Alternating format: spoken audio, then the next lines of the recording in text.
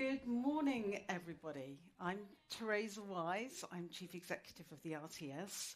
Welcome to the glamorous underbelly in Soho, and welcome to everyone that's joined our live stream as well. I'm sure we're in for a morning of fascinating and thought-provoking discussion. I'd like to start by really thanking Channel 4 for partnering with the RTS again as they deliver their next chapter in landmark research into UK's young people. The RTS celebrates TV in all its forms, and TV in all its forms is a reflection of society. So it's a real privilege to work with a broadcaster and streamer who, recognising its public service remit to challenge with purpose, is unafraid to step back and ask the really big questions. What does society look like to our young people? And what kind of society do we want to build for them? And what kind of society do they want for themselves? Back in 2023, Channel 4 were the principal sponsor of the RTS Cambridge Convention, and Alex Mahon, the chair, very compellingly set out in her curtain raiser to present some really provocative new data at the convention. And the central theme of the convention was too much to watch, which are words we've probably all said to ourselves at some point recently. But through research, Channel 4 found that when faced with too much to watch, young people in the UK were feeling a genuine need for the UK PSBs to work creatively to reach them. The findings stimulated the convention and an extraordinary amount of research into Gen Z's complex lives, the pressures they face, and who they trust, interestingly. We're looking forward to hearing the results and how Alex and the panel respond to those results. Speaking of which, on a personal note, I'm so proud to see that one of our panellists is actually a former RTS scholar. So, hello, Mahnoor. We're just super proud to see that you are thriving and smashing it at Channel 4 News, and I've no doubt you'll be contributing some really interesting insights today to the panel. So, before the panel, I'd like to welcome Alex Mahon to the stage to talk through the next stage of Channel 4's findings. Thanks, Teresa. Hi, everyone. Gen Z, beyond any other generation, defies easy pigeonholing. We have been researching and studying them for 5 years, and we know that individuality, identity, and inequality are overriding themes in their experiences. Today, we are sharing our latest research. It shows that the environment that young people are growing up in has become even more complex, and in ways that I believe warrant serious debate and action. In Britain, the 30% of us who are over 25 have experienced life in fundamentally different ways to the rest. It is, of course, the worldviews of that minority that will increasingly shape our society. This cohort were young children when the first iPhone was released. They have always had fast broadband, ubiquitous Wi-Fi, and notification-activated dopamine hits. They're used to day-long connection and getting their news through social media. They check their phones constantly, often hundreds of times a day.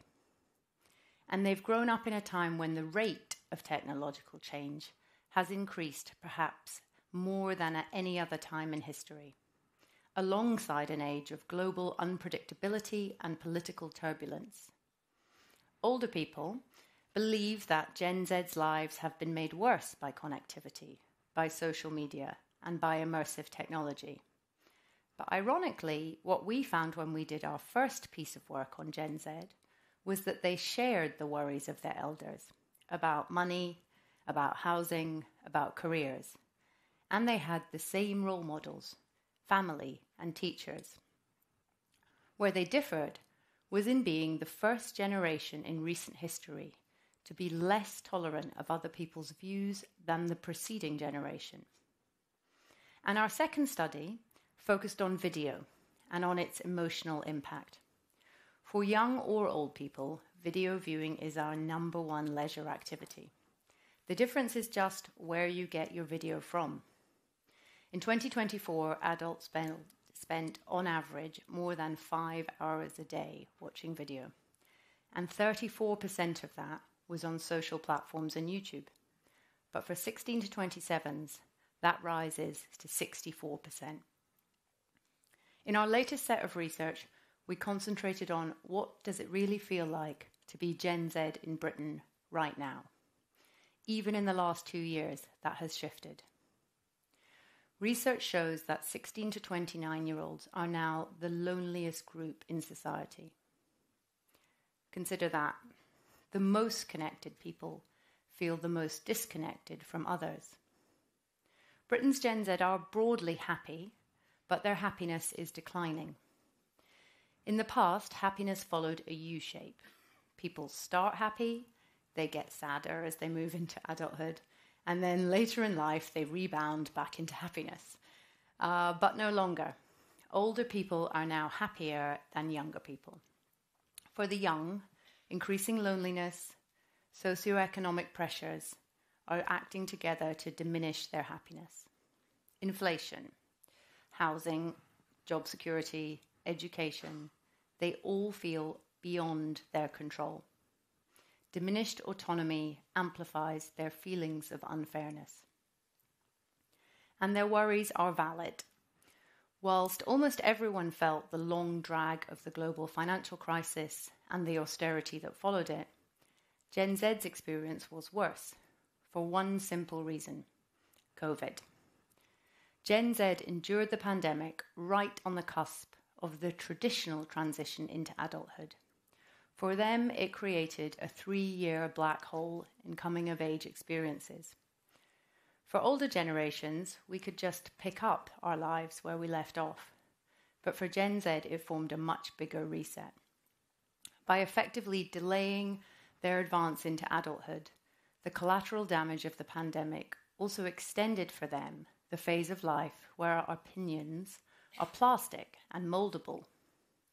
That means that views and identities are remaining flexible for longer. Generation Z may be the first to continue questioning norms and challenging authority far beyond their teenage years and the time when your brain stops developing around 25. For Gen Z, social video has been their primary cultural compass, but it has been individualized. Through personalized feeds, they see not only different information from earlier cohorts, and certainly different information from their parents, but they also never, crucially, quite see the same thing as their peers. It's vital to stress perhaps one rather obvious fact. They will not revert from this behavior. Young people will not adopt the ways of older generations as they age. Just as I will not start going out to the shops to buy a physical newspaper, Gen Z will not stop watching YouTube or start deciding to wait to get their news from the news at 10. However, the way that Gen Z do get their information is creating immense issues for them. The combination of extended plasticity of views and a personalised information flow has had quite profound effects. They've grown up with access to vast amounts of information, but being informed for them is in essence a matter of personal choice. It is not a shared understanding. Gen Z faces growing uncertainty in who and what to trust, struggling to reconcile issues of bias and impartiality and truth in such an information-saturated environment. They demonstrate a much flatter pattern of trust in media than older generations. That is, they gather information widely, valuing friends, influencers, and traditional media alike. There is no hierarchy of validation. And that is why, in our research, we found that the most meaningful way of grouping young people is no longer using cultural markers, such as their hobbies or even their identities. we found that the most significant divisions amongst Generation Z are explained by their worldview and their beliefs, and how happy and in control they feel. We discovered 6 groups that were predominantly Gen Z. The girl power feminists, the young women who are happy and optimistic and not politicized. Yay. Not the rest. The fight for the rights activists. They are also empowered and they're happy, but they feel that the UK is fundamentally an unfair place to live, and they want to push for justice for those that they feel are losing out. The blank slates, disengaged boys and men. The boys can't be boys group, both male and female, who believe that traditional masculinity and values are under threat. 5th, the dice are loaded group. Again, male and female, who are unhappy, who don't feel in control, and they believe that economic and political systems are stacked against them. And finally, the zero-sum thinkers, young men and women who truly believe that for one group in society to succeed, another has to lose out. Their worldviews are defined by ideas of what's fair and what's unfair, by winners and by losers.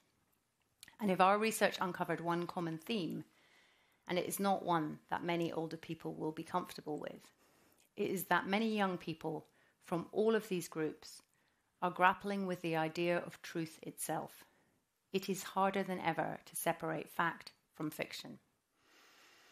In short, the way in which Gen Z learn to judge fact, fiction, and fairness as they grow older may in fact become the defining issue of our age. So, what are the dangers arising from all of this? You could say there's no crisis at all. Young people have never been particularly high consumers of serious news. Society has always worried about new developments in the distribution of information. But overall, we've been liberated rather than limited by the introduction of writing, of the printing press, and of all technologies ever since. But I would argue that we're now at a point where we need to think much more urgently about the risks. Because Gen Z curate their understanding of the truth in ways that exacerbate a gender division and undermine the value of democracy.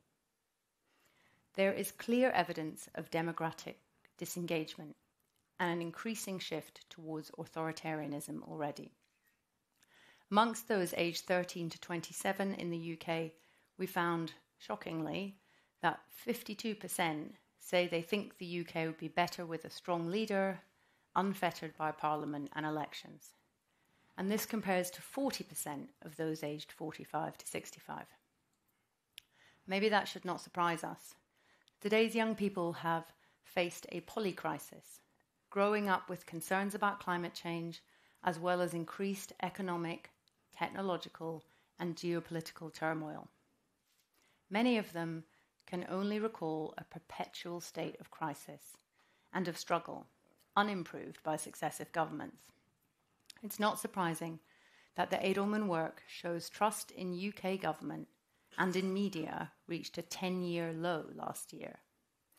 Their latest trust barometer showed that 61% of those aged 18 to 34 approve of hostile activism to drive change. And in addition, for the first time, we have seen gender rather than education drive an ideological split, where young women hold more liberal views on gender politics, on immigration, and on racial justice than their male peers. In older generations, views are much more similar across the genders. This gap reflects, and is surely related to, an attainment gap between young men and young women. It is particularly pronounced for young, white, working-class men. Figures like Andrew Tate and Jordan Peterson use this, perhaps explaining why 45% of young men said that they feel that promoting women's equality has now led to discrimination against men. A world where trust declines and truth is not universally accepted, the gender divide is widening, and young people increasingly feel that they are missing out, is a dangerous world. we could lose the connections that bind us into community, and increasingly disconnect from democracy. The breakdown in cohesion around a set of shared facts leads to a weaker civic society. And if we can not even agree on the facts, how can we have a civilized argument or even a discussion? Alongside all of this, young people's relationship with what they considered the news is changing. Their news is social, it's ubiquitous, it's ambient, and it's contested. It comes to them in snippets and by happenstance. They don't want to be hit by weighty news all the time. They want and expect choice and variety. They distinguish between news and the news, which for them is politics and current affairs. During the most recent UK and US elections, we saw that change in news consumption play out. There was a huge amount of TikTok viewing, so fragments, not detail. For many, the more dyspeptic or noisy the politician, the easier they were to engage with.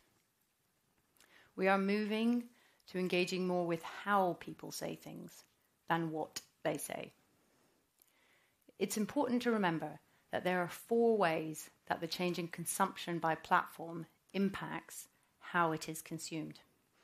Short form means you get less detail. Speed means you get less context. The algorithms move the salacious faster to the top of your feed. And perhaps most importantly, solo viewing reduces socialization of points of view, thus reducing the likelihood that radical or socially destructive perspectives will be questioned by others. And this environment is not giving Gen Z the tools or the knowledge to interpret and navigate the world. Decision-making and comprehension often require detail and context that takes more than 30 seconds to explain. So unsurprisingly, Gen Z feel less and less able to trust what they read or what they see. Of course, we all tend to gravitate towards what's novel and interesting and entertaining. Young people were probably doing this when Gutenberg was still wiping the ink off of his fingers. But people are also hungry for information, for explanation, and for clarity about the world. And if anything, younger people have a greater desire for that than older people. But they have grown up in a news cycle where everything is being updated all the time, where there is constant new information. And they are bored faster, so focus is affected and they move on rapidly. A new study from Nature shows that divided attention elevates the desire to engage, whilst also reducing the sense of meaning in each engagement. The impact of that is that chronic boredom is increasing by more than 1% per annum, even as people engage with their phones for more than 1 out of every 5 minutes in the day. So we see confusing and conflicting signals about information consumption. Students don't want to read whole books at university when they can get AI-extracted clips, but a 3-hour podcast episode is something we will gladly commit to. The Trump-Rogan interview did 54 million views on YouTube, and it is 179 minutes long. We see a rise in the consumption of detailed conspiracy theories. A third of the UK public say they believe conspiracy theories about COVID-19, mainstream media, and government efforts to control people, which they're not doing well at. A belief that the government doesn't work anymore, that the social cohesion we might have previously valued could be damaging individuals' prospects, a lack of tools to distinguish truth, and a shift towards authoritarianism are things that should really worry us, all of us. Algorithms designed to elicit anger, surprise, or outrage have a devaluing effect on the currency of reliable information. The business model of the technology giants is at odds with the safety of our societies. They make no profit from encouraging people to feel safe or stable or fairly treated. So we can already see how an inability to constructively disagree can be compounded by the effects of viewing alone, without being in touch with others who might help us to question radicalizing content and messages. As the Home Secretary Yvette Cooper told the Commons in the wake of the Axel Ruda-Cabana trial last week, a young person viewing extreme violence online can become a killer in real life. The number of children investigated for involvement in terrorism has trebled in 3 years. Cooper described a wider challenge of rising youth violence and extremism, and said that tech companies should not be profiting from hosting such material. I think we need to think about our responsibilities to lead and to restore bonds between young people and reliable sources of information. And if not now, when? And if not us, the public service media, then who? Young people want information, and of course they have the attention for it, but we are not making it easy for them. And if we want to continue with democracy, if we value civic society, if we believe that the strength of that is inherently related to truth, then what should we do? First of all, it's important to remember that the UK is in a much better situation than other countries. We have spectacular advantages, giving the world-leading regulatory structure that underpins public service media. The BBC is trusted globally and reaches hundreds of millions of people around the world. Channel 4 has a brand that cuts through to young people and they still trust. Reuters Institute and EBU evidence proves that in countries with strong, regulated public service media, polarisation levels are lower. Let's compare it to somewhere else. The simplest case would be the United States of America, where many people get their information from. They get their information from non-verified platforms or from those with a vested economic interest in the algorithms that are set to produce popularity rather than promote factuality. Here in the UK, I believe we can still resist sliding into an American news swamp. So what are we doing? The first thing is that we have to adapt what we ourselves as news providers do. First, we have to rapidly change how we make things, where we publish them, and how we promote them. Public service media needs to accelerate delivery of our news to the platforms where people consume. Young people want their news to be rapid, easy, entertaining, and digestible. They want it to be timely, well-made, engaging, and accessible, and it needs to be in an appealing voice.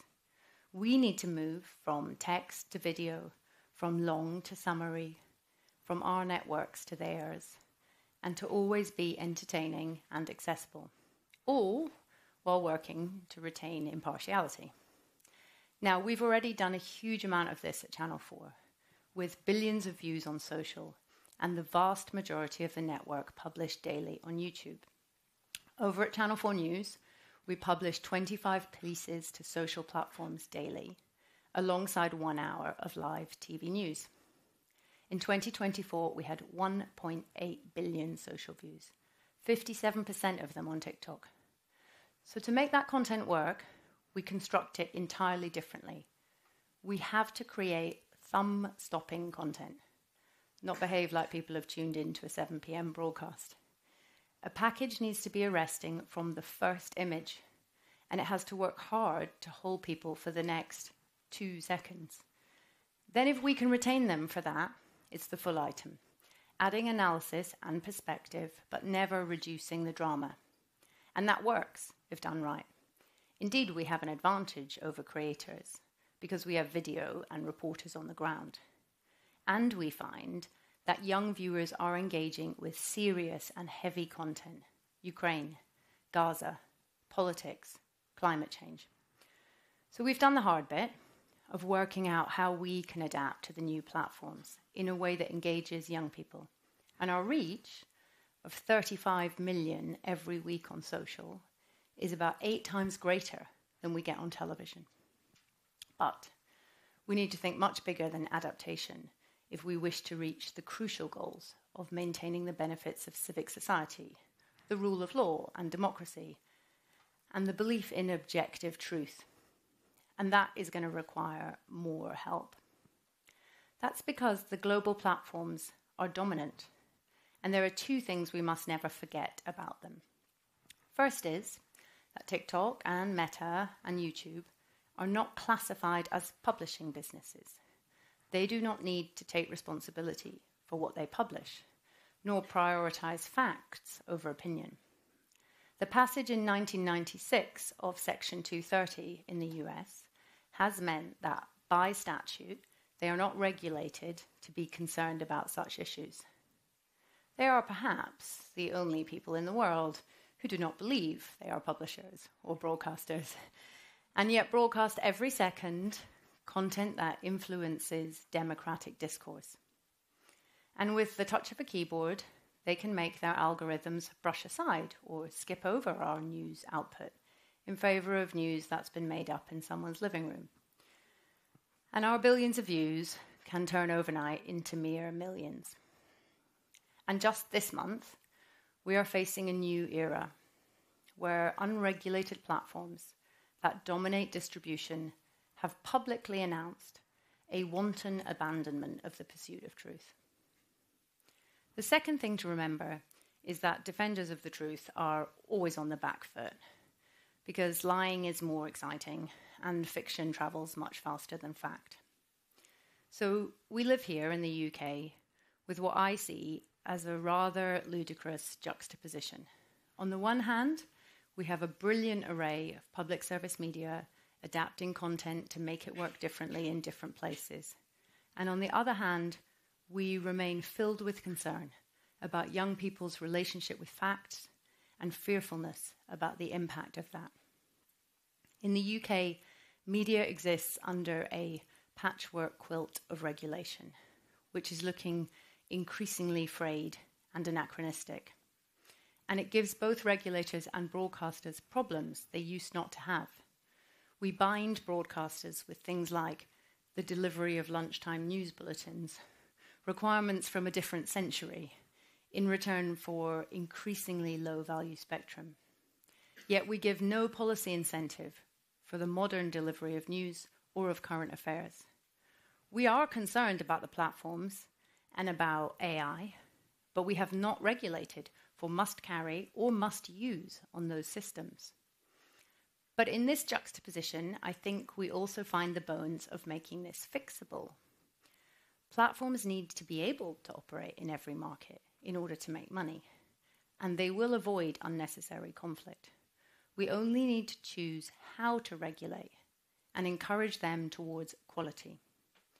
This becomes increasingly important in a world where tech titans are so hell-bent on the potential profitability of what they deem to be free speech that they are perfectly happy to eradicate truth and facts along the way. These are massive issues, which we ignore at our peril, and we simply cannot be complacent about what is at stake. As we have shown at Channel 4, we've successfully worked out how we improve our output to make it work on these platforms in an authentic way, to offer audiences value without letting go of values.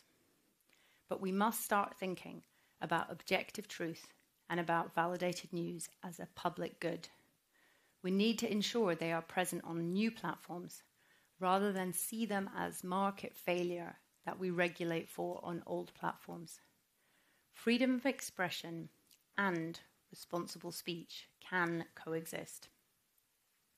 There are three major solutions that we should be discussing because they will determine how content like ours, regulated, accountable, validated, duly impartial, can remain a public good. Firstly, can we introduce a trust mark, an indicator of factual, trusted accuracy for content that emerges from professionally produced and regulated media? A simple concept that could allow tech companies, their algorithms, their advertisers, and most importantly, their audiences, to distinguish instantly between what is checked and true and what is not. It could be derived from standard-based certification, not a mark of quality, but a mark of safety. Not a recommendation, but a basic stamp of authenticity. Through it, people can know that this news is professionally produced. Those who produced it have editorial codes, street addresses, and are accountable for what they make. It is not a question of force-feeding an approved diet of information. It's a matter of allowing consumers to know that it is safe. This is not much to ask. Some people might say that it's not much to do, but it's certainly much more than we have right now. Second, we need to regulate for public service media to be prominent on the new platforms, what you might call algorithmic prominence. We have prominence on the EPG. We have it on some, but not enough, smart TVs. But what we urgently need is prominence for PSM content on social platforms. It is essential that we ensure that quality is boosted, not throttled or shadow banned.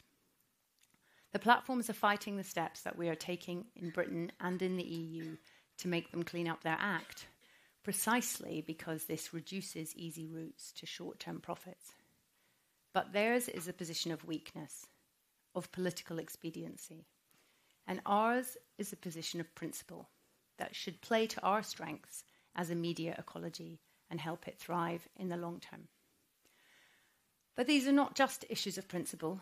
We also need to ensure that we can all make money. And at the moment, our content is successful everywhere, but there's no monetization mechanism on TikTok or YouTube Shorts for our news because the money's made elsewhere on their service. And that's clearly a blocker to growth for quality content providers. If we want to promote an antidote to toxicity, then we need to ensure that we can pay for it. And finally, we need to think about the next wave, the impact of the LLMs and generative AI on this. The fundamental LLMs are up and running, but they are only trained on aspects of the internet. So the answers you get out are a synthetic derivative. They're a regurgitation of what's already on the internet. We, of course, need data transparency, so we know how they are using inputs. But what if we went further? As we consider our approach to Gen AI, we should think very carefully about how these models are trained and how we can shape the data that they ground themselves in. What if they had to be trained with validated public service content, with public service values in it, and to help fund that content by paying fairly for it? We could go further than that.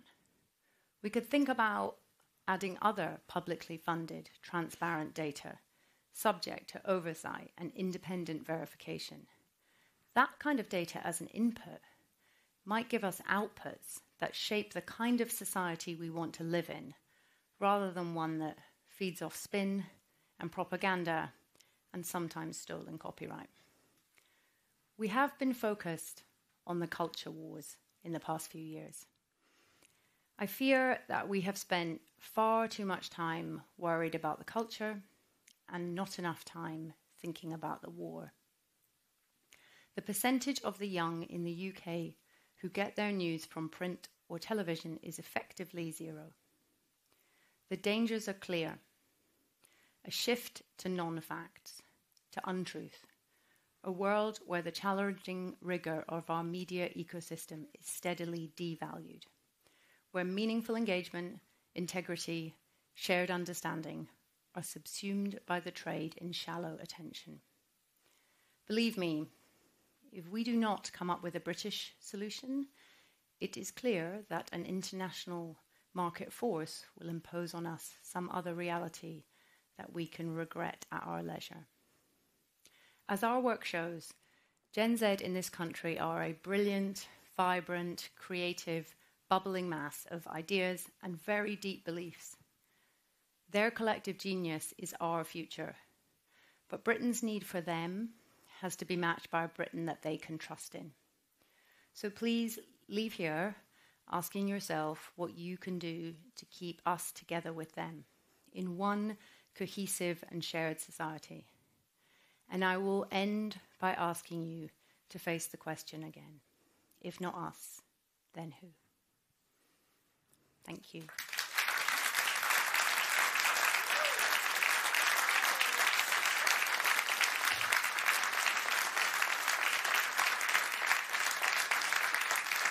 So, in a moment, the brilliant and professional presenter, Ros Atkins, from BBC News, will come on stage to host a discussion about this. But before he does, here's a quick video exploring some of the themes of our research. Thank you. What does it really mean to be a young person in the UK today? If life is like an uphill struggle, you know, the boomers, whenever they were born in the 50s, it's kind of been like that for them. And for young people, it's like that. It's this constant pressure to always be evolving, always doing more. It's quite hard to get a job nowadays. You're not even making that much money compared to, like, the cost of living. A lot of young people are lost and are angry. Lots of injustices to do with, like, racial inequality, LGBTQ plus, like, inequality, ableism. Then you have the housing crisis, like, it's kind of impossible for anyone to get house, the rent, everything. It does feel, or it has felt for a while, a bit unattainable. The digital world offers connection, but also disinformation. It is increasingly difficult to find news, especially online, that is impartial and unbiased. So I think it's more like the silence around a lot of information. I think so many accounts are completely faceless and nameless. Men try to look for, like, a father figure, a mentor. Gen Z are building creative outlets and forging connections online. Social media has allowed us to tell the story of who we are. I've got a run club tonight, which I probably wouldn't have joined if it wasn't for, like, watching this fella on TikTok. YouTube especially has just been that sort of window to the world for me for so many years. It's connected me with people that I might otherwise never have connected with. I love to kind of delve into topics that I know nothing about or have a limited knowledge of, perspectives that I don't understand, people that I wouldn't speak to in my daily life. We're a bit of a dreamer. I still think there's a bit of hope for society as long as we've all got our place and our say and our democratic rights, I suppose.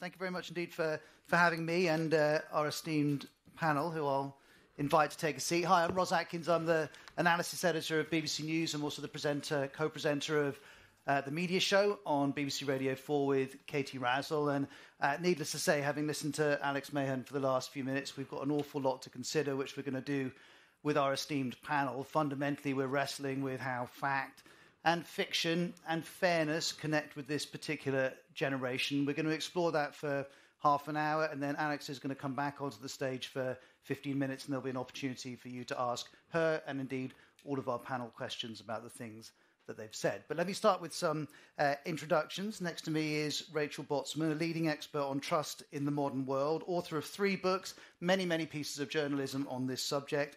And Rachel created Oxford University's first course on trust in the digital world. Nice to see you, Rachel. Thanks for coming. Nick Newman, Senior Research Associate at the Reuters Institute for the Study of Journalism at the University of Oxford.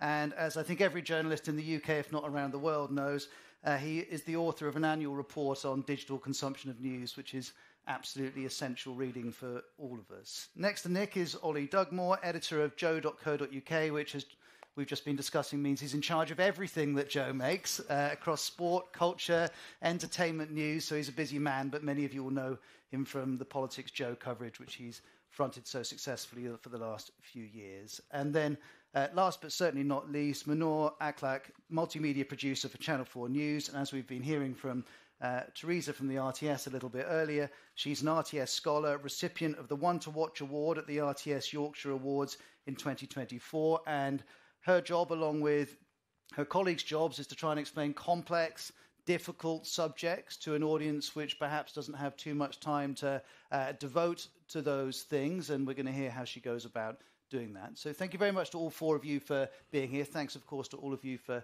coming to listen as well. I'd like to go through this in 4 stages. First of all, looking at the kind of content that might work for Gen Z. Then I want to look at how you build trust around that content. Then, assuming we've got trusted content that works for this generation, how do you distribute it? And then finally, some of the challenges of distribution, as Alex Mahon has been alluding to, may connect to regulation. And Some people think it does, some people think it doesn't, and there's an argument about what form that might take too. So we'll go through that as well. But let's start with the content, the way that the media directly connects with this generation. Ollie, when you look at the content you've made, what's working and what isn't working for this particular age group? Social video, primarily. As you've seen from the graphs that came up on the screen there, it's an absolutely massive component of the media diet of Gen Z. But long form as well. And I think that's a really important distinction to make as part of this conversation, right? Is we can talk about TikTok and 60-second long videos. How long does the average British user spend on TikTok every day? It's an hour. So the way I think about that as a publisher within an attention economy is not how many 60-second videos can I make, it's how much of that hour of attention can I take for myself. And I think, crucially, not actually just in media, but in politics as well, and I think the Republican Party and Donald Trump in particular understands this very acutely, that the sort of currency within our industry and within the political space, increasingly, is that attention. How much of it can you take for yourself? How much of it can you take for your journalism? How much of it can you take for your publication? And so that's sort of really what we're trying to do, and obviously with long-form content, that's the way to do it. 3-hour-long podcasts. Trump did it. Vance did it. Musk did it. Clearly they prioritised it in the last week of the election. But equally, you know, when we're talking about TV or film, how do most of us consume a Netflix series? We typically watch 3 or 4 episodes in a row. We binge watch it, right? There is attention out there. And so if there is attention up for grabs, why is it that people aren't engaging with our journalism? And for me, the answer quite often is because it's not good enough. It's not interesting enough. And that's the challenge that we face as an industry. And perhaps not relevant enough? Mahnoor, you must have views on this in terms of story choice. It's not just about the form your journalism takes. Presumably it's also about the stories you choose to cover. Yeah, definitely. Like, you might think Gen Z are only interested in clickbait stories or light-hearted story, but the appetite is there for the more serious news, foreign news. So, for example, this week, Channel 4... So TikTok is our youngest platform, and this week... content on the Congo has been our most viewed content, so people are interested and they do want to hear the stories that aren't really spoken about. So I think it's, in order to do that, you need to consume the content and consume the platform and think about what are people interested in, what are people talking about, and then go off the back of that and produce content that people actually want to hear. I think it's important as well to think about your audience in that context, because plenty of people here work at legacy traditional brands, right? And they will talk about housing. They will talk about the housing crisis, and they will talk about property prices. For people like myself and Mahnoor, the catastrophic rise in property prices is not a good news story. For the people that buy newspapers, it is. And how you approach it is sort of, okay, am I capable as a journalist of being objective and removing myself from this story and my biases from this story, or am I actually going to think about it and think about my audience? You know, am I going to champion my audience in the same way that a local newspaper champions its local area, or wouldn't be very successful if it didn't? If you want to make content for a younger audience, you should probably approach the housing crisis from the position of maybe we should do something about the unaffordability of housing rather than celebrating the rise of it as an asset. Nick, let's bring you in. You've studied in great detail how this generation consumes media, and you've done that for a number of years. How do you see the trends tracking, and how does it compare with the research that Channel 4's done? Yeah, fascinating piece of research, and definitely chimes with a lot of what we talked about. I think what's really interesting is that it shows, the different kinds of consumption. It's not sort of a monolith of young people, that there are these different 6 profiles, but actually we find a sort of kaleidoscope of different kinds of consumption. So it's not that all young people, consume TikTok. Some consume long form, some consume short form. It's this variety of consumption. So it's formats, it's channels. It's also, I think, what's really important is tone. So the way in which you have to adapt your content to make it really work in some of these networks. So different consumption habits amongst different parts of this generation. And Mahnoor, you were telling me before we came out that how the different platforms behave are quite different, and that it's a mistake to just see social media as an amorphous blob or block. Yes, social media isn't just one category. You have different audiences in different platforms. So like I said before, TikTok is our youngest. Facebook is our oldest audience, and YouTube and Instagram are more in the middle. And then it's divisive on like gender as well. So we have more of a male audience on YouTube. So we shouldn't categorise it all as one. So there are some thoughts on the types of content that might work for this generation, assuming that media is managing to create content that's on subjects and in the form that people might want to consume. Next, we come, Rachel, to whether people trust it and the reasons why they trust one piece of information over another, one type of content over another. What have you learnt about Gen Z with reference to trust? Yeah, and it really echoes what came out in the research, is that it's really dangerous to think of trust like this, like in decline. That's not the way trust works. We naturally want to trust people. So this no longer happens, which is what Alex was talking about. Trust is no longer hierarchical. It's no longer institutional. So people won't look up to an expert. They won't look up to a journalist, even certain types of leaders. Alex described it as flat. I describe it as distributed trust. And once you sort of accept that trust no longer flows in a hierarchy or a pyramid, it flows like this, you start to understand the changing nature of trust. Now, the biggest impact that it has is that the way we make a trust decision, do I trust this piece of information, is based on feeling over fact. So Alex put it that it's a shift between how people say things, that's the main trust signal, versus over what they're saying or who they're saying. So that whole hierarchy of information has changed. Now, we may not like that, but in terms of digesting factual information, you have to go, right, it's how they're saying it, and they're responding to feeling first. Which is why perhaps you were nodding when Nick was talking about tone. 100%. And I think it's what we still get wrong. We still think good news is what people are going to assume and what they're going to trust. But even this shift in hierarchy, that it's not even who anymore, it's how over who and what, there's a shift there that's happening really fast. Ollie, what have you learned about tone? Oh, it's probably the most central thing in our content career. Yeah, absolutely.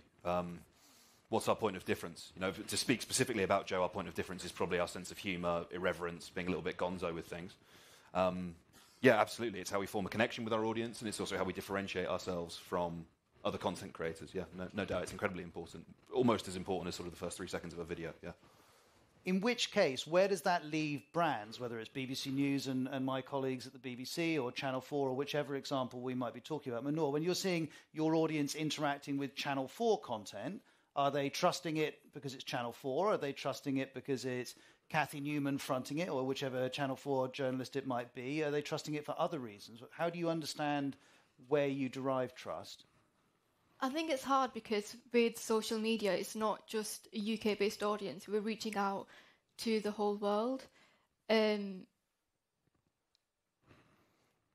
think as well, Mahnoor, that there is this increasing trend towards trust of individuals versus institutions. You know, when we think about fashion, for example, does someone follow a fashion house, or do they follow a vlogger that they like, the content creation that they do? I think it would be unwise of us to think that that trend won't also reach into journalism, and that people won't go, do you know what? I don't like X or Y about The Guardian, so instead I'm going to go to Owen Jones. I don't like X or Y about the BBC, so I'm going to go to Roz instead. That trend, and increasingly we're seeing it on Substack as well, that audiences are actually prioritising individual journalists over institutions. People aren't necessarily actively thinking, oh, let me check what BBC or Channel 4 have posted on TikTok this morning. These reels and TikToks are slipping into people's news feeds, so it's about capturing their attention and making content that they want to hear. I was going to say, I mean, it partly depends on the content. So for Alex talked about narrow news or the news and news. So when it comes to news and current affairs, something really big happens like a terrorist attack. We know that young people do go to Channel 4, BBC, you know, the sources that they see as being trusted for narrow news. But to Ollie's point, you know, if it's about a passion, then quite often it's going to be a personality, somebody that they trust at a very personal level. So I think that that's important for traditional media organisations to understand, you know, what are they trusted for? What is their sort of core value, rather than necessarily trying to be something for everybody? But let's unpack that. Sorry, Rachel, go ahead. No, I was just going to say, I think it's actually a mistake when we see like institutional trust and individual trust as separate things. It works best when they're combined. So when you have an individual that people can trust with that mark of the institution, I mean, that came through in the research. We were talking about this. I was really surprised that when you look at trust in traditional media institutions, it's higher in younger generations than older generations. Now, you could say they're less skeptical, but that mark still really has value. But what I was going to say is let's unpack this a little bit. If we've got an evolving relationship with facts and we've got an evolving relationship with trust amongst this generation, isn't there a risk here that public service media says, well, we're producing content in this way, and we think that it's trustworthy because of these things, but the reasons that public service media think that their content is trustworthy maybe doesn't resonate with the audience that they're hoping would trust them?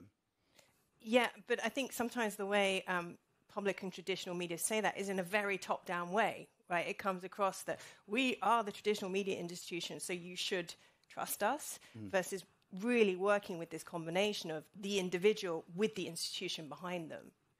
We're going to work through this at some pace because we've got just the 30 minutes. Yes. Well, we want to make sure we get through it. So we've looked at what types of content might work. We've looked at how you might build trust, and certainly at BBC News there's been a lot of emphasis on explaining more how we draw the conclusions in our work in the hope that the explanation will build trust in the journalism that we're sharing. The next part of the equation, assuming that we've got content in a useful form for this generation and that we can build trust, is how you distribute it. Where do you put it? Mahnoor, just quickly give us an idea of the priority platforms for Channel 4 News in terms of digital. Well, the content that we post across all platforms, but TikTok is the main one at the moment. I'm assuming it is across other news organisations too. Ollie? Yeah, I mean, it varies by brand. Politics Joe, for example, YouTube is our absolute bread and butter, not least because it's one of the places where we can actually monetize our political content in a way that we can't on other platforms. It really does vary. It varies by brand, it varies by platform, and then crucially, because the second part of the distribution question, which I'm sure you're going to come on to, is, okay, yeah, you can publish it natively on social, but are you actually going to make any money from doing that, right? You're right, that's exactly where I'm going to go. But before I get there, just quickly, Rachel, can we say that if content, let's take Channel 4 content or BBC content or whatever it might be, is it more likely to be trusted within its own environment, on platform, as we would say, more than if it's mixed in a social environment where all sorts of content are around it? Gen Z wouldn't even make that distinction. I think, that's an old way of looking. That's that. No offence taken. I mean, one of the things that we found. Go on, sorry. One of the things that we found was that when people see people who already trust the brand, who already know the brand, when they see that content within social platforms, that resonates with them in different ways. The challenge is, how do you get people to build that relationship with traditional brands like the BBC when, as we've heard, they're quite often wanting to build relationships in different ways? Because of the speed, right? So the context is gone, the frame has literally gone. And you'll hear this word a lot in discussions around distribution, which is attribution. When people watch something, where do they think they're getting it from? And Ollie, something we've seen at the BBC on occasion is our content will be consumed on platform and people will associate it with the platform as much as they do with us as the content creator. Yeah, absolutely. I mean, all of us will have people in our lives, right, who will tell them, I don't consume the news, or I actively switch off from the news. I guarantee, there are two in my life, I spoke to them both this morning, who both say that. And you checked in with them ahead of doing this? Before the panel, just started speaking to the people who make the news, thought you guys might like to know. What were we talking about, right? We're talking about the plane crash in America. They get the news, but whether or not they join the dots to go, actually, do you know what, when I opened my phone first thing this morning, there was a BBC notification that told me about it, and I didn't join the dots between those two things. When I opened Twitter... Sorry, go on, Ron. No, carry on. Well, it's just... is there a distinction between those things? Is the audience capable of drawing the dots, and how much value do we place on that as publishers? Crucially, what do we want from our audience, right? When Joe is a challenger brand and we're launching, I wanted this really wide, shallow audience. I just wanted people to know about the content we're creating. Hello, look at us. So... viral 30-second head swap videos. I make Jacob Rees-Mogg voice the intro to Goodfellas, whatever it is, and people go, hilarious, great, share it. Now you want to pay the bills? Yes, quite. I want a much narrower, deeper audience who forms a deeper connection with my brand, and therefore how I answer that question dictates what I do or don't publish natively. But what you're describing sounds to me like something you hear a lot of analysts talking about, which is passive consumption versus active consumption. And Mahnoor, when you're posting videos, you're expecting people to come across them rather than actively look for a Channel 4 video. Would that be true? I think so, 'cause we do have a decent amount of following, but we don't have a huge following, and that's the advantage of using apps like TikTok. People probably, when they think of the news, they might have negative associations, connotations, or they might think it's quite boring. So that's why you have to find a way of addressing Gen Z in a way that appeals to them. So that's through the language, through the picture you're using. It's all about the first 5 seconds and stopping them from scrolling on to the next video. And crucially, aggressively seeking them out, right, on their feed. Because this is the point, if I could leave you guys with anything, right, is the difference between sort of linear, traditional broadcast formats, where it's like, how do we get people to watch the news? We'll broadcast it in the evening when everyone puts the TV on. And conveniently, there are also only 4-3, or there isn't another TV channel where they can watch anything else. Happy days, they're going to watch the news. We don't have that luxury when we publish on social. We're competing with every single other piece of content that gets produced, and therefore what you make has to be good enough to get people's attention.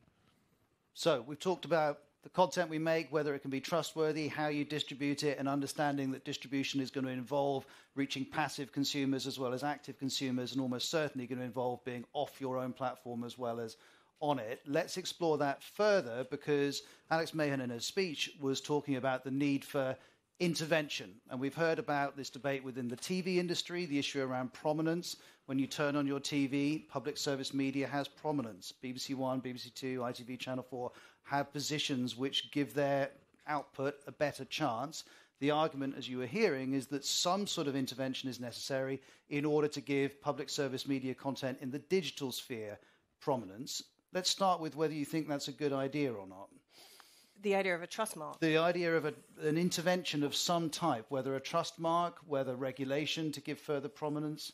See, as someone who has spent their life studying trust, I love the idea of a trust mark. I just don't think it's going to work. Why not? For 2 reasons. I don't even know how you implement a trust mark. And secondly, that watermark or signal on the content might actually turn younger generations off. Like, we've seen this in fintech, that having FCA regulated isn't always attractive to younger people wanting to move away from traditional banks. So will the mark in itself attract Gen Z? And it's just an implementation thing, like how that mark can't be faked, the replication of it. So it's not the concept I believe in, it's the execution of that. Regulation, one thing that I would absolutely ban in the UK is tech titans making donations to political parties. I think that's relatively easy regulation, and that they cannot buy media companies. Opening up several other, we could do separate panels on those last 2 points. And I should say, Alex Mahon's going to be coming back onto the stage in 10 minutes, and we'll give her a chance to unpack further how that trust mark might work. But Ollie, if it was available, would you want it? Stamped on Joe output? You can trust this? Maybe. I want my content to be on the homepage when someone turns on their Samsung TV, right? I want to be at the top of everyone's Spotify feed. I want to have 1 million followers on Twitter, right? The list is longer than that, and we don't 9 minutes left, so probably not to get through it all. Be better. Fine, okay. We can force audiences to consume our content. Is that a sustainable or a long-term approach? No, it's not. It's not forcing them, though, is it? It's simply saying this is content produced, as I understood the idea as it was described. This is an idea which has been produced by an organisation where you know where they are, you know how you can contact them, that there are various ways you can interact with that organisation. The second part of it was promote our content within the social feed. So that's prominence, which, to use Alex Mahon's phrase, algorithmic prominence. Nick, do you like the idea of that? I think it's easy to say in a room full of public service broadcasters and other people who consume a lot of public broadcasting that this is the right thing. But if you were, Rupert Murdoch, if you were News Corp, if you were a creator that produces great content, they might think very differently. And the challenge is, what is reliable content? Who defines that, and how do you manage that? And when you come back to sort of trust marks, it's a very blunt instrument, and it's about a brand that produces all kinds of content, some of which is reliable and some of which is less reliable, and a whole range of different brands. Our own research shows that the BBC is highly trusted, other parts of the media ecosystem not trusted. So, what is a trust mark telling? But let me turn that round and say, if you look at some of the details of the research that Channel 4 has released, is not intervening an option, given the impact that it could be argued it's the evolution of media consumption is having on shared democratic values, shared understanding of facts and so on, is not doing more an option? I mean, I think it's a really, really important issue. It's a really important debate. How do you define and promote and attribute, so that and I think one of the things is prominent, that's really important about prominence, is what appears in feeds. So X took away, for example, the ability to brand content, which is one marker that people can relate to. But there's also the content itself. That's what's really important. How do you separate out where original journalism came from? And that can be picked up by an algorithm and prioritized. How do you get the incentives around the content itself? Something like Andrew Norfolk, for example, who produced all that great journalism about grooming. How can you pick that out as being different from just another rewrite of the same story?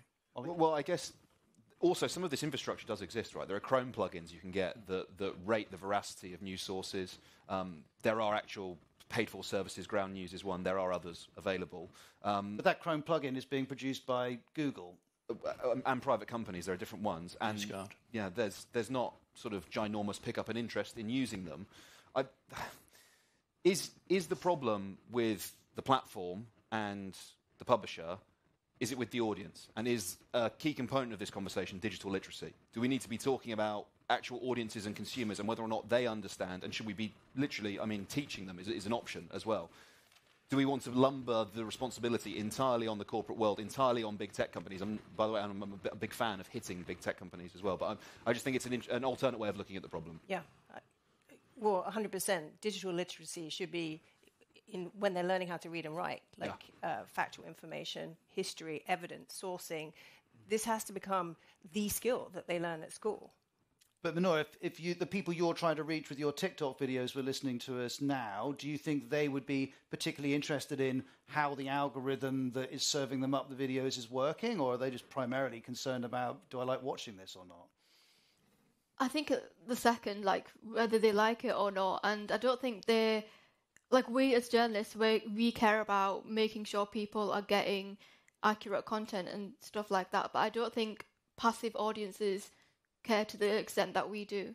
And I agree, I do think digital literacy is important, even though Gen Z are, I'd like to say more more aware of fake news and AI generated content than boomers, for example. But I do think people in school should be taught about when does consuming content get dangerous if you've got crazy influencers sharing really extreme views to young people who are so vulnerable, and those years are so crucial, and that's when it really jumps into their heads.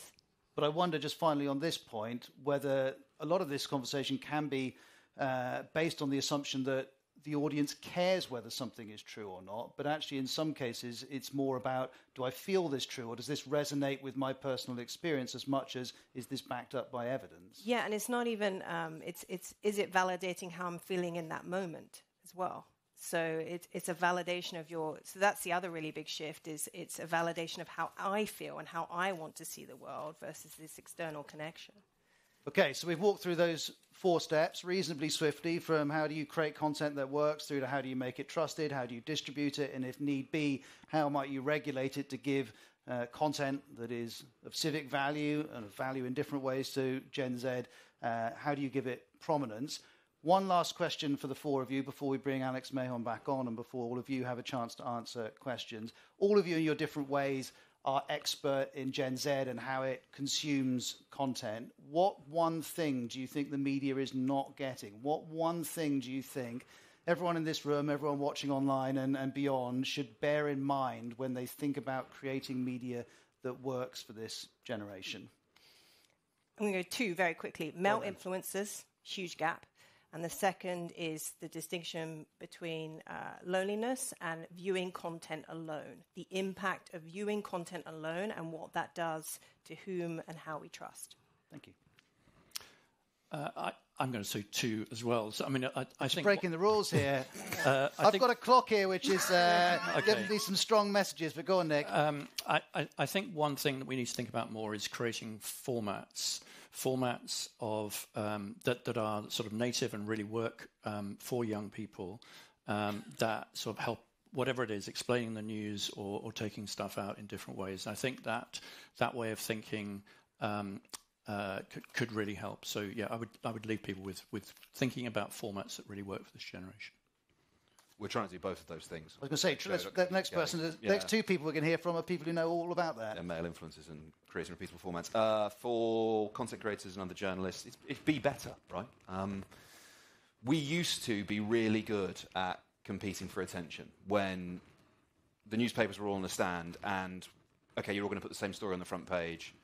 How do you sell it in the best way? Now, I wouldn't necessarily put gotcha on the front page of a newspaper after possibly committing a war crime, but we were still quite good at getting people's attention back then. I think we've become a little bit lazy. I think as journalists, the industry is being disrupted. Get better at fighting for attention. There are people out there who know how to do it. I'm talking too much. Sorry, Ros. No, you're not at all. I was just, as you were saying that, I was thinking when we make our explainer videos in the BBC Newsroom, my starting point is that no one's going to watch it. That's my starting point. Yeah. And then from the moment that video starts, I'm working as hard as I can to keep you. I don't assume that because I'm from the BBC or because we've made some explainer videos before you're going to watch. And genuinely, how many journalists approach their work with that attitude? Mahnoor, let's leave the last word to you. What do you think everyone here needs to bear in mind? Don't underestimate young people, because young people do care about what's going on in the world. It's just how you tell them what's going on in the world. And I think another thing is maybe who's telling the story can also play a big role.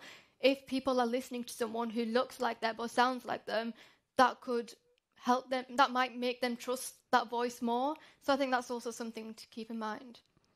Well, thank you very much indeed. We worked through a lot in 30 minutes. We're going to work through some more in the next 15, but please join me in thanking our panel. Well done. Thank you.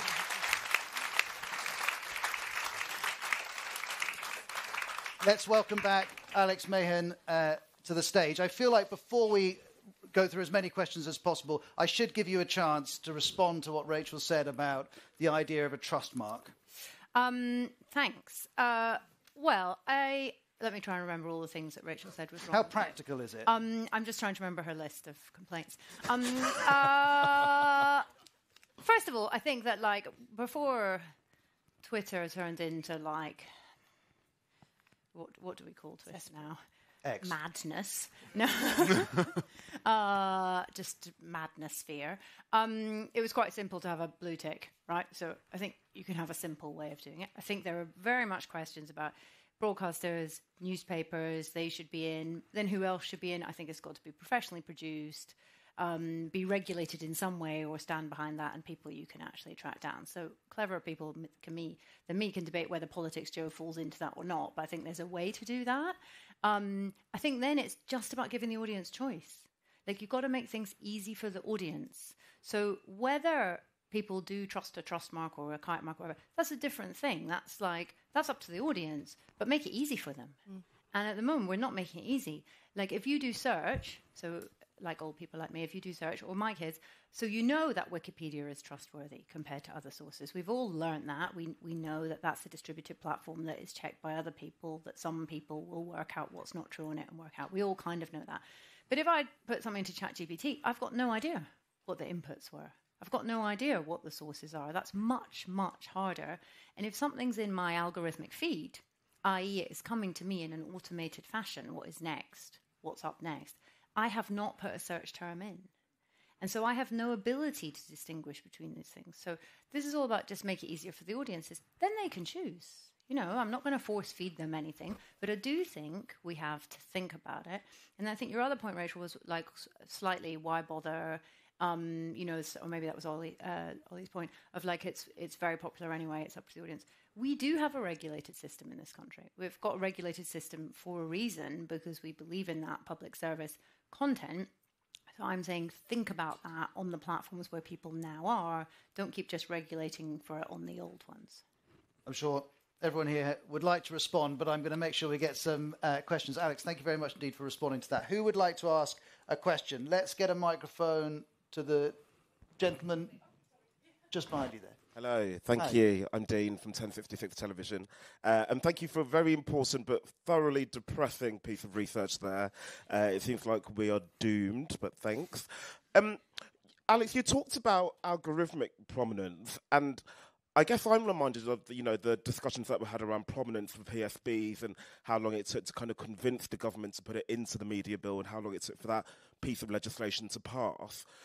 I wonder, with sort of, now that has just been passed, it feels like it's already out of date. Do you think that the government and the society are kind of tooled up to kind of react to the challenges that you've discussed in a kind of speedy way? And I guess also, what was my second point? Well, that's a very big question. And I'll leave it there. Actually, let's start with that. Thanks, are the regulators? Is the government able to move speedily on that? Do I think the government's tooled up? I mean, that's like a whole other question. But do I think that we have regulators that can move fast in this country? Yes. Look at the online harms bill.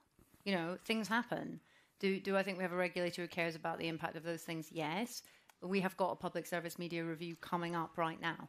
So this is an important time to be talking about it. Thanks very much indeed for the question. Let's go here.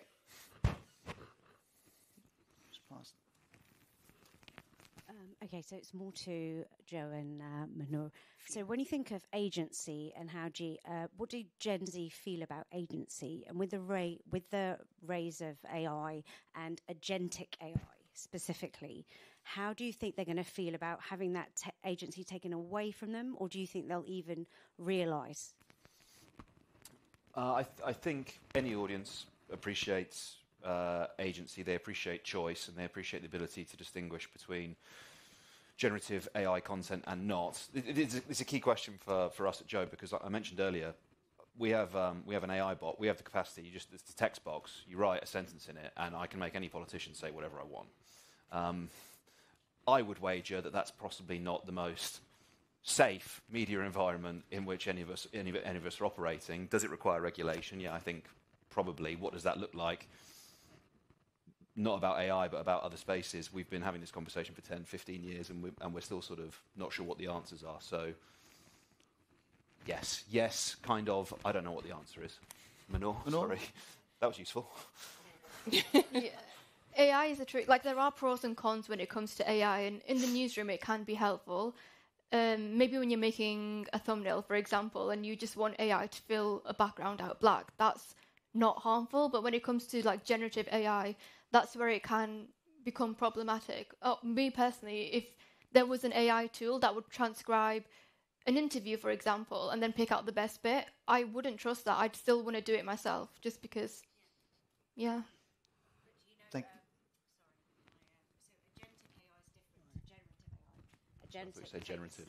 So generative AI is different. It's like it's working with information that's already there and then spitting out something different. Agentic is actually going to take away any form of agency. So it's like generative on speed, where you basically have an input, and say it's a heating system. It will actually know when your heating's not efficient, change everything itself without your consent. That's the thing that's coming up now. Sorry, I'm an AI ethicist and sustainability. I can tell. Sorry, it's very that's my concern with the youngsters. When I'm thinking of my own children. But I suspect, partly from the reaction of my two colleagues here, that awareness of the type of AI that you're describing is perhaps not as high as it would be with reference to generative AI. But thank you for raising it. I'm going to move on. Let's get a microphone to the guest in the middle here. Good morning, Alex. Neil from C21 Media. When you talk about the platforms that are abandoning truth, I mean, obviously there are a lot of platforms out there. Could you be a little bit more specific about which brands you believe to be the worst offenders, and maybe give examples of recent news coverage that you deem to be irresponsible? Well, I think we all like a bit of masculine energy, don't we? I mean, I think the recent decisions by Meta to remove fact-checking and perhaps reduce content moderation in the US should be a worry. I mean, we've heard that there's a collapse in vertical trust. There's a collapse in hierarchical trust. So consumers feel that they can't trust the government, they can't trust the media, they can't trust business. That you can't ignore that. One has to listen to that and be concerned about it and think, what are the reactions to that also help people feel they can be a trusted environment. And I don't believe that removing fact-checking aids that problem or makes life any easier for consumers, because that leads you to a world more where creating noise and creating enemies gets more coverage, and that leads to a place where we're more divided. We already see it. You know, you heard a lot on Monday about the 80th anniversary of Auschwitz, the Holocaust, we're already at a position in society where people are othering different groups. We've seen it through Israel-Gaza. We've seen that anti-Semitism rise. We've seen Islamophobia rise. We've seen people push away groups and think of them as different. We're seeing it with immigration in this country. Regardless of your beliefs, we're seeing a position where you put other groups separate to you, and I don't believe that the removal of truth will aid cohesion in that case. And just on the issue of fact-checking, Rachel, when a fact-check is presented, do you think, how does that fit into the trust equation? Because not everyone will be inclined to believe the fact-check. Well, I think where I'm going with the trust mark is it's the presentation. It's not that I don't believe in the concepts. It's the presentation that this is factually correct, and who made that decision, and how that comes into the decision making. I think that's the really hard behavioural piece versus just this information is verified. Let's go back out into those. I'm aware I haven't picked anyone towards the back, so let's send the microphone right to the back of the room. Hello, thanks for coming. Hi, this is Claire Enders. I was just going to ask Nick to reflect on the ubiquity of these trends throughout Europe, and really, despite the different strengths of the public service broadcasting system, we're seeing shorter and shorter government, life in places like France as well as here, and also the 1/3 that believe in deep state and conspiracies is actually a kind of a European-wide trend. And it seems to be systemic. So, I'm anxious about any suggestions that make us seem different from the norm, if I may. And may I also point out that the loneliness and time spent alone statistics are ubiquitous to the developed world and across older adults as well. And in fact, I'm very hopeful about Gen Z because the level of what is called complotisme, or belief in deep state, is actually much higher in the over 50s in many, many countries in Europe, and including this one. So I hope that Nick can reflect on the ubiquity of these trends. Absolutely. We see them everywhere in terms of these different behaviours of younger generations. What is different, I think, is that the sort of platforms that people use and the extent to which traditional media still plays a strong part in some parts of Europe. So if you go to the Nordics, for example, that direct connection, that identification with the brands is much stronger. And actually in the UK, we also have strong brands. As the research shows, there is real identification with strong brands. So it's not sort of institutional media is dead. It's about how these things work together increasingly.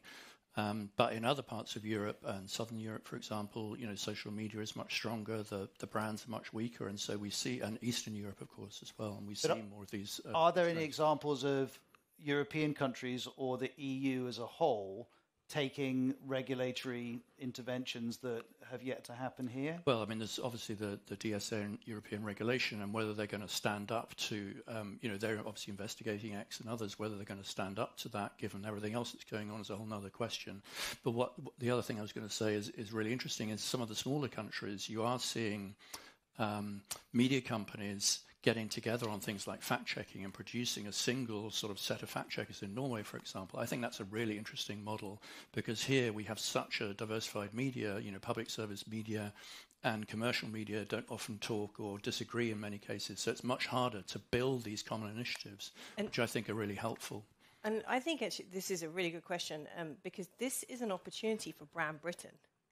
I think it's one of the things could actually define us over the next decade, that we do have trustworthy news, that we really believe in factual information, that we take it up to the national level brand, that this could be something great and unique for our country. Because you look around the world and you think, well, who else is going to do that? We are actually quite uniquely positioned. It seems depressing, but there is potential in there for this factual information, independent news to become, once again, part of Brand Britain. I should also say that young people do consume information from public service broadcasters to a greater extent than in many other European countries. So we have that going for us as well. One last question. Let's get a microphone to the front here. Peter Gordon, I'm a trustee of the Voice of the Listener and Viewer, and also I run a statistics users group. Hopefully I know about statistics, I don't know. My question is, you're mentioning about, you know, the if you like, the feminists and the working class white males, everything like that. And does the media do enough for the last group? It always strikes me, you know, when I'm listening to BBC, it's always saying, the problem facing women is this. When it comes to, and you've got to apply what we call multivariate analysis. It's very different for well-off men than not so well-off men and different groups. But it does seem particularly, there's a group of, you know, like white male-class men are just not dealt with by the media. And I'm also read a professional magazine. It keeps on saying, we want diversity, more women. And I end up yelling, what is the problem with men, and what are you going to do to solve the problem? Because I read somewhere... well, let's give everyone a chance to respond to that. I'm scared by the front row with a statistician and an AI ethicist. It's like... Who else is on the front row? All the experts got here early. Look, I think there is the drive in general, if I speak for the feminists, or for people who are underrepresented, is to get equality of representation at all levels in line with the population, whether that's ethnic diversity or sexuality or gender. So I fundamentally believe in that. But when it's evened up, it'll be fine, won't it? But I do think that your point is right, that we have showed a lot in the media where things have improved for women, but we have not showed where things are improving, particularly for white working class boys. We have not showed an equal set of demonstrations of how there are pathways that get better. And therefore, I think it's completely understandable, without presenting that evidence or demonstrating it, to end up believing that the world is discriminating against you. And that is a dangerous position to be in society, because it leads to more atomization of groups, and it doesn't help build that equality overall. So getting the balance right there is really, really important. But remember, we all as the media report in certain ways. We made a brilliant drama with Steve Coogan and Harriet Walter last night, and I see the headline in the Telegraph is Channel 4 makes a positive drama about Thatcher by mistake. So I don't think we made it by mistake, but you know, you're always going to report in certain ways. That is our time up. Thank you very much indeed for coming. Thanks for all the questions, and thank you as well for all of our guests. Thank you, thank you, thank you. And to finish, Teresa from the RTS is going to share some final thoughts. Thank you so much. So just very briefly, massive thank you to Alex and Channel 4 for presenting this really brain food research and some insights for it, and a lot of what I guess we now call thumb-stopping content. Huge thanks to our host, Ros Atkins, for bringing his trademark incisive line of questioning. Thank you so much to Ros and to the panel. I think my takeaway, among many other things, is two, really. One is from Mahnoor saying, don't underestimate young people. I think it's a really lovely thought, and one I heartily agree with. I think the second is really, again, something proved by research, but also attention span, both for young people and everyone else, as proved by everyone here whose attention we really appreciate, and so forth. So thank you all for coming. Thank you for joining us on the stream or on demand, and I hope you enjoy the rest of your day. Thanks, Teresa.